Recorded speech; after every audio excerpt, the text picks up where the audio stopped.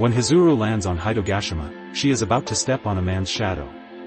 However, the man's shadow moves away from her, so Hizuru realizes that the man is a shadow and the message she received is now much more plausible.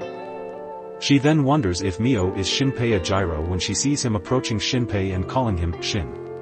Hizuru decides to attend Ushio Kofune's funeral after seeing a notification about it and recognizing the Kofune name.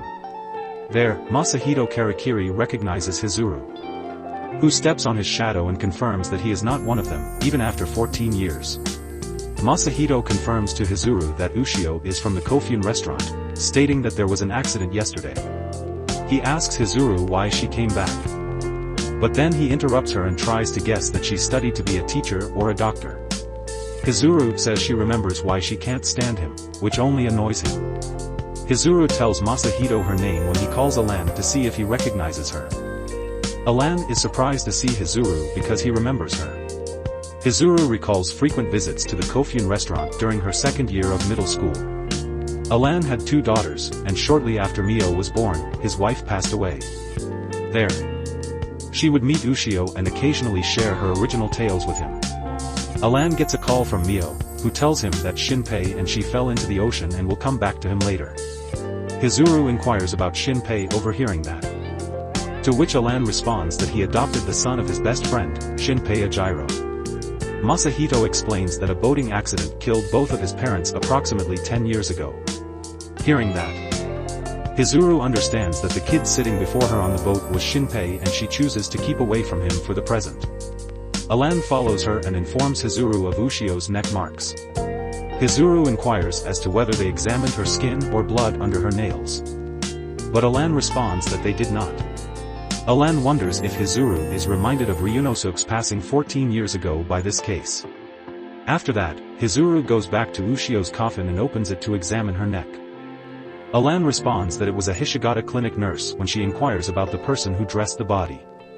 Before Hizuru starts to leave, he asks Alan if she mentioned seeing her doppelganger prior to Ushio's death. Asako Isokane recognizes Hizuru, who was with her at the Kofune restaurant. Hizuru is an old friend of hers. Asako explains that Ushio rescued Shirori, her daughter, from the accident. Hizuru, on the other hand, observes that Asako's shadow is avoiding her foot. Hizuru becomes enraged when he sees the rest of the Kobayakawas because the shadows seem to care about Ushio. Jinjiro learns from Hizuru that the Kobayakawa family as a whole is made of shadows. Jinjiro claims that one of them is capable of producing more shadows as their numbers rise. Hizuru speculates that the Kobayakawas were killed and replaced by a shadow who played and acted as if Shirori was the one drowning before killing and erasing her. Jinjiro is instructed by Hizuru to get in touch with her if her second phone rings. When Shinpei gets to the funeral, he decides to repeat everything he said. He tells Shirori that she probably saw a shadow and that if she sees another one, she should avoid them. Asako mentions that Shinpei told Shirori about shadows a little while later, and Shirori confirms that he heard it from Mio when they were younger. Shinpei realizes that Asako and her husband are already shadows when he notices an ant walking over their shadows and avoids stepping on them. Shinpei asks Mio if she was with white pantyhose yesterday as she approaches him as they leave. After 2 years, it's the first question he asks her. Shocking Mio. Shinpei recalls that he was able to see Mio's pants when she killed him, but she is now wearing stripped pants in blue and white. Mio confirms it, realizing that she was copied earlier. Shadow Mio creates a shadow with Alan's memories in another location and discovers that he, too, does not know where Ushio is. After collecting Ushio's remains, the casket enters the furnace at 1:30 p.m., and everyone eats lunch in a separate room. Shinpei intends to inquire about 2 individuals he believes. The first is whether they had heard of shadow sickness and the second is whether they had seen a woman with a lot of money. Alan tells him that's Hizuru as he asks around and hands him a note she gave him when he asked about her contact information. The text is a code from Shinpei's book Adrift, and she recognizes it as such. Shinpei calls the number after cracking it, and Jinjiro answers.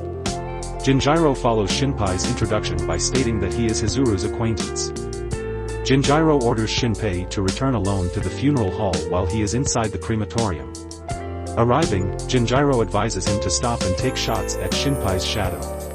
Alan had also gone to the bathroom at the same time. Hizuru follows him. marking the stall he enters with a maintenance note before entering the other. After that, a shadow Alan appears, and as he opens her stall, she smashes the shadow with a hammer, resulting in the shadow Alan's death. After that, Jinjiro calls Hizuru. Jinjiro invites Shinpei to the 4th battery after confirming that he is not a shadow. Jinjiro tells him he has some questions as he meets him there. Jinjiro points out that the author, Ryunosuke Nagumo, and her real name are necessary for cracking the code. However, Hizuru have not revealed her identity to anyone else but Jinjiro. This would mean that Shinpei, a human, could not call the phone unless there was a shadow who had imitated Hizuru. Hizuru appears, and Shinpei asks Hizuru to sign his copy of Swampman and write his name, Shinpei Ajiro, on it. He wonders what will transpire now that he has spoken his name in front of her. Hizuru signs his book and makes it clear that he is not normal. She then instructs him to correct her if the subsequent statement is incorrect. She takes note of that he didn't know who she was on the boat and that it is basically impossible to know her character except if she uncovered it. Hizuru makes the observation that July 22nd is not the first time he has experienced it and has experienced it multiple times. This would imply that he travels through time. Shinpei breaks down in tears and says so.